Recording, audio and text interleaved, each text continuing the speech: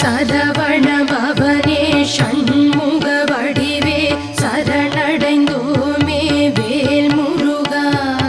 கரங்கள் குவித்து உன்னடி பணிய காத்திடுவாயே வேல் முருகா. நிரந்தரமான உனதருள் வேண்டி நினைப்போம் உன்னை வேல் முருகா. பரமன் மகனே பன்னிரு கரனே பணிந்தோம் உன்னை வேல் முருகா. நறுமலர் எடுத்து சரமாய் தொடுத்து நான் உனக்களிப்பேன் வேல் முருகா. தருணம் இதுவென தன்